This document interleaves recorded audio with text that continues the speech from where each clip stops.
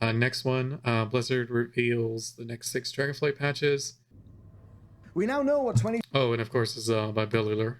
Bellular. Anyways. 2023 has in store for WoW because of the roadmap. What's almost more important, though, is the contrast between this and the past, and how it seems we'll have Let me try that again, because I muted it. We now know what 2023 has in store for WoW because of the roadmap. What's almost more important, though, is the contrast between this and the past, and how it seems we'll have an even more aggressive patch cycle than Legion, but one that will in fact not involve a content drought before the next expansion. Sounds bloody good to me. FF14 players have long enjoyed an incredibly consistent patch cycle, and now it seems that us WoW people will get a taste of the same. First, though, let's pay the wages with today's sponsor. Long enough. Skillshare, where the first 1,000 to click my link get a month of premium for free. Right, we're all playing a fantasy game. This is an older release, so you may not get that. Obviously, just straight up. Love the lore, and if you do that, then you've got to hit up Science the Skillshare is really cool. Fantasy, creating unique and powerful worlds by Lincoln Michelle. Oh, awesome. In 1 hour, he just nails it. It's the sort of thing, I like narrative editing and world building, but I'm not naturally a writer. So having somebody like him break things down, kind of give it all structure, it's very helpful and insightful. I mean, you should see my idea bin for secondary worlds and game ideas. It's just that. It's a bin. I should really do something with these skills. And that is what's brilliant about what Lincoln does here. It really helps to make it all feel actionable. I mean, paranormal stuff, occult, sci-fi. I've been watching so many Mr. Mythos videos lately, so many story ideas that spark off.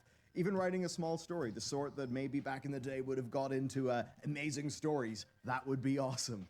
So the reviews are awesome. If you guys want, if you want a guy with narrative chops to take you through creating stories and worlds like the ones that we love, then what are you waiting for? The first 1,000 to click my link will get a free trial of Skillshare Premium, letting you access this and the thousands of courses on their platform. Perfect for a cozy little winter hobby. Thanks, guys. It really helps. Okay, let's roll. The big picture is that 2023 will have 6 content patches. Divide a year into 6, and you get a patch on average every 60.8 days, and that's a cadence that is, in fact, faster than Legion's every 77 days. It's every 10 weeks versus every 11 weeks. That is a lot stronger than recent expansions too.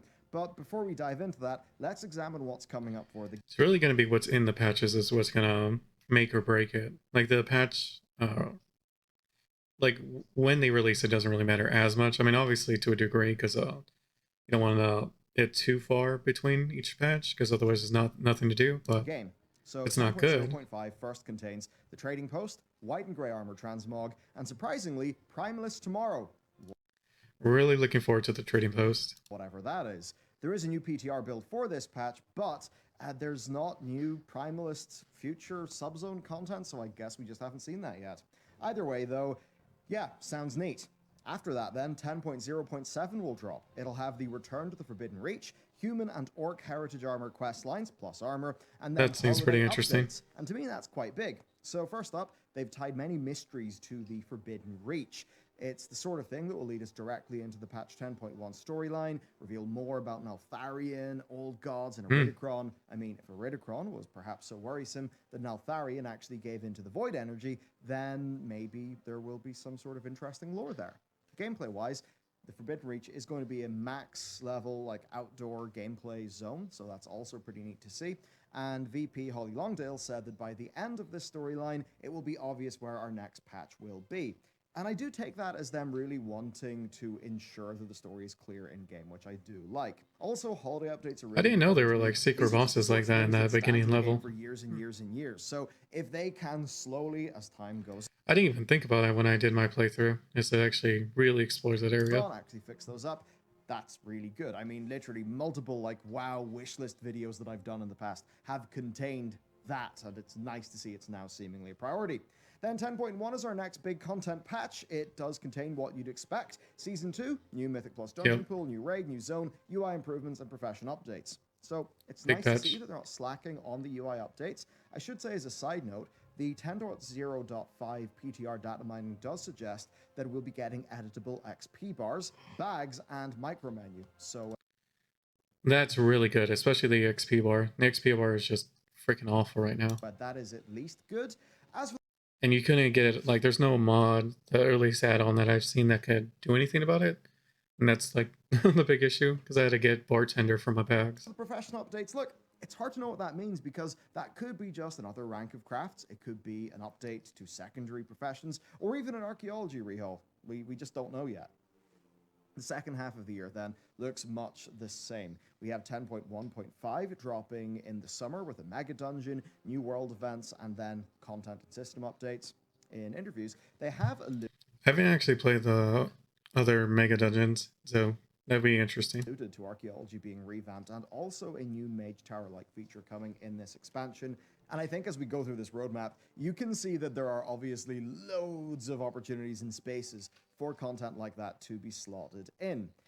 10.1.7 then looks similar enough too, dropping in the autumn with story and quest updates, another holiday refresh, so I would posit likely for Hallow's End through to at least Winter's Veil, so that those feel up to date. And then, of course, more content and system updates, with finally patch 10.2 hitting in the winter with a new zone, new raid, new M+ dungeon pool, Same thing. additional content and features. Now, a new M+ dungeon pool, that's kind of interesting because the whole split between 4 new dungeons and 4 old dungeons for Season 1 and 2 has been to keep Dragonflight's seasons feeling new, with an entirely new dungeon pool. But by the time 10.2 comes out, all 8 original Dragonflight dungeons will have been used. Now, I know that, of course, the Mega Dungeon will be split into 2 for Mythic Plus, but what then, I guess? I mean, I don't know. Will the Mega Dungeon be so big it'll actually have room for 4 dungeons for M+? That would be crazy. Basically. Overall, though, I really do appreciate their commitment to just us not having to play the same 8 dungeons for 2 years straight. Okay, so this is all cool, but how about we put it on the calendar? Data mining suggests 10.0.5 will land before January 20th because it does have some lunar festival stuff in it. Now, if that's that makes sense, then 10.0.7 would be March 28th, 10.1 would be June 13th, 10.1.5 August 22nd, 10.1.7 November 31st, and oh yeah, my method just broke, because if we were to space things out evenly every 61 days with a sort of linear extrapolation of those dates, then 10.2 would be in 2024, which is in fact not when it's released for. Now, it does suggest that these minor patches will be just a little bit more close together or something. We won't have exactly linear spacing of all 6 of these, all 6 of these patches. But what we can expect then is 6-month seasons, which will have 10.2 dropping around the same time in 2023 that Dragonflight launched in 2022, relatively speaking. Now, if you want to have some real fun, we got to compare this to Shadowlands. It's not going to look good. Right. Shadowlands launched November 22nd. Patch 9.1 launched June 29th. A massive 220 odd days afterwards, which is mad. Sure, 9.0.5 did exist. It added VP in for our dungeon gear upgrades, but content-wise, it basically didn't have anything. The Dragonflight then, if it has 6-month seasons, would have its equivalent patch 10.1 be around 40 days sooner. Yeah, I'm probably not gonna watch the rest of this. I think this video probably like ending like when he's covering this, because the rest just seems like he's just covering when it will come out and stuff like that. But let's see, actually. I think this is where I stopped, yeah. And on top of a base expansion that is far more effective than Shadowlands. Patch 9.2 then released February 22nd, 2022, a lovely 238 days after 9.1. That is crazy. I didn't realize it was that bad. Okay, well. I mean, that's just crazy. Per Blizzard's roadmap, having 10.2 launching within 2023, they'd be like, what, 60 days faster, relatively speaking, than they were from the previous 0.1 to 0.2 gap, and that's while also shipping 2 content patches in between. Yep. Crazy. Now, 9.1.5 was, of course, a more substantial patch for the game, but that was mostly just fixing some fundamental problems that Shadowlands had. Dragonflight, though, like, yes, it's not perfect, but it suffers from none of the foundational problems that Shadowlands did, which means that these patches can truly be additive things, giving us reasons to play the game, rather than just more content. Ways where the game will feel less shit, which for the likes of patch 9.1.5, well, that was pretty much the main selling point. To put it plain then, if you're feeling hope here, I think you're right to. Even if 10.2 got bumped into, say, 2024, maybe if it came out in January, even if that happened, we would still be dealing with a radically superior value proposition as compared to Battle for Azeroth and Shadowlands. Next, then, I want to cover some words from WoW's leader, Holly Longdale. She's one of the game's leaders, but she certainly does seem to be taking a more public-facing role these days, and That's always good. coinciding with a lot of good things happening, so she's undoubtedly coming off well to people. So Yep. Holly, of course, TLDR'd what you just heard me outline, but she also said that they are mindful of the duty that they owe players to nurture this living world and, frankly, the need to do better than we have in the recent past. Yeah, the last two That's really expansions. good to hear from her, right? The thing that I think really annoyed so many of us, and this is maybe something the wrestling fans will sort of understand. You know the concept of kayfabe, right? Where it's like this false, the false reality of WWE as a professional wrestling thing is like a part of the story. You can't break the kayfabe. And it's been a bit like that with Blizzard. It's like, Danuser gets up there to be like, yes, we are closing the 20-year-long first book in the Warcraft series of books. Yes, that's Eternity's End. Yes, it's like Warcraft 3. Haha. That basically, it doesn't feel like Steve's there as a game developer. It feels like he's there as a professional wrestler selling a storyline that none of us players are buying. Whereas in a time like this, it actually seems like Holly is maybe talking to us and is perhaps living in the same reality that we're living in, rather than being in a fantasy sports league. Sure, whatever. My analogy Treating us like actual I mean, hey, it's people. It's wrestling. It's kind of evocative, right? And that's, of course, right in line with when she confirmed her read on my read of her past public statement on Twitter, which does sound a bit confusing, but basically somebody tried to call her in bullshit. I said, well, this is what I think she's saying, and she replied to that saying, yep, that is what I'm saying. Well, no, she just said this, but, you got the point. Obviously, hearing is one thing, action is another thing, but I do think that commitment to action with deliverables and deadlines is, and in between, that is important.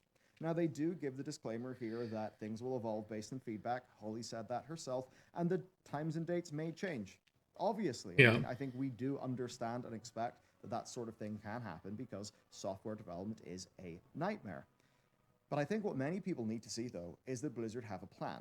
We'd obviously know they have a plan, but the notion that they would have a plan and not feel confident to actually talk about that plan makes us feel that they don't feel confident in their plan, and then that would make us not feel confident in their game. That is something that's happened extensively over the past 4 years. Now, many people will need to see these patches actually land to believe. But I think just knowing what Blizzard is thinking is going to be enough for many.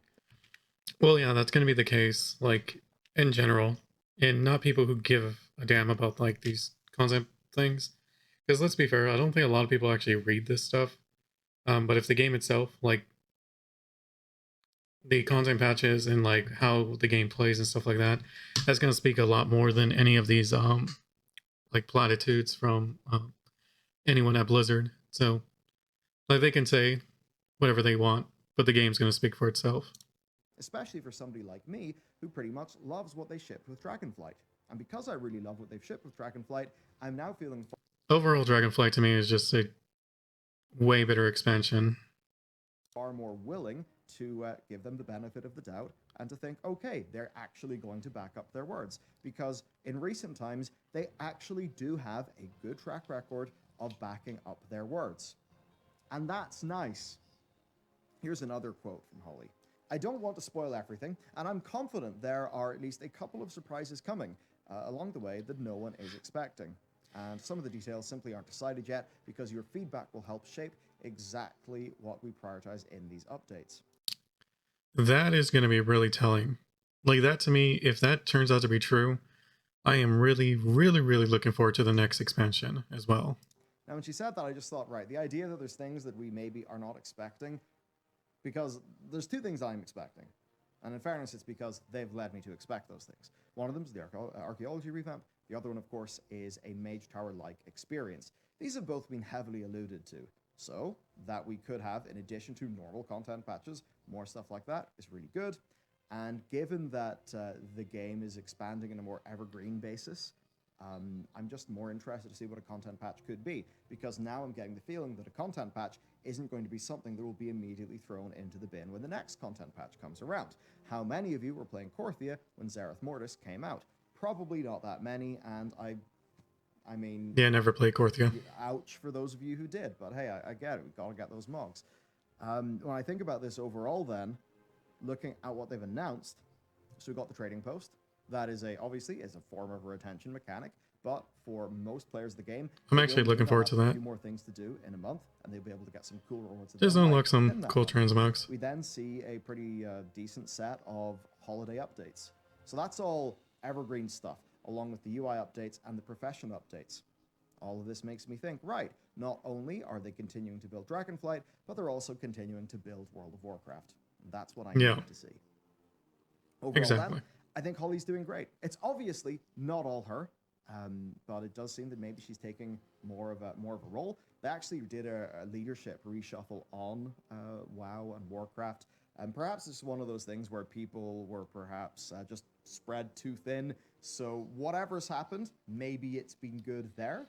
Better people may have gotten jaded at their current job position, so shuffling around may have helped. Because it makes you feel, when you're doing a new job, especially, even if it's a different position in the same company, you feel more energized when doing it. There being a recession, right? So the recession does happen for lots of obviously very true, hard sciencey reasons. But another thing that can exacerbate or kind of help bring on a recession is that everybody gets the idea that a recession is coming on. And we're like, oh, there's a recession coming. I shouldn't be silly with my money. And then people stop spending. And all that shit just ends up slowing down the economy. And I think within World of Warcraft, there's just that idea where stability is really required. It's required to feel like you can invest your time in something. It's even just like with investments, people want to feel like they're maybe investing their money in something that's stable, where it's not. Not gonna lie, I wish they did more with the dragons. Not dragon riding in general, but it just never felt like when you were going through the quest line, the main storyline, that you had scenes where you ran into all the dragon aspects. It's going to go poof, and that does apply to any sort of investment, be it an investment in money in a company, an investment in time in growing a skill, or an investment in playing a video game, right? A lot of people, especially in the modern day, where often we pick a handful of big games we put a lot of time into, and then we just enjoy some other games in between that. People want to feel, if they're going to put their time into World of Warcraft, that it's not going to be an enduring shit show, right? And I think something like this, doubled up with the initial response to this expansion being stellar, that does everything it needs to. WoW obviously does have plenty of work to do, but I do think that broadly, almost all of the signals for this game are strong. And if I was to end this in something, I'm so damn happy. Look, this is the 180 of how it felt to be covering Shadowlands. And it's a bit weird, right? Because I know a lot of people, it's almost, this is so cringy, I'm so sorry, but I'm going to lean into the cringe. Right? The narrative of the Primal Incarnates is that they do have legitimate philosophical disagreements with our dragon people, but that Iridicron was just like, no, I disagree with you, but also, hey, this fighting's really cool. Actually, I'm not driven by my disagreements much anymore. I'm just driven by war. Oh my God, this is so embarrassing. But I think what happened, though, is over the last 4 years, a lot of us used to love World of Warcraft. Your love gets transmuted into something else, right? The idea, I love the game, and that's why I'm criticizing it. I'm really pissed off that the game's like this. I still love Warcraft. I want it to be good. Why do they keep on making these silly decisions? And you would hope then that when the silly decisions stop being made and the good things start to happen, that you're like, okay, good. It feels like I love the game and I don't have to complain about it, all the time. And I feel like it's going to go in a good place. But I do feel like what kind of happened for a lot of people is that love for the game and, initially really being like, oh, I love the game. I want it to be better. Azerite. I think that is now, and hey, we were all there. I think for a lot of people, though, that's turned into, calling the end of WoW and ripping them to shreds and, whatever, good faith or bad faith, just whatever. That's turned into a blood sport where that's the reason why people tune in and that's the thing that people get excited about, rather than a situation where I think for a lot of us, the fact is we've always loved Warcraft. There's been times we've fallen out of love and we've been very angry at the game itself, but it's always been rooted in a very strong desire for it to come back and be strong so that we can have similar experiences. You know what's the thing is though, I think even those people you're talking about are also waiting for the game to get like good.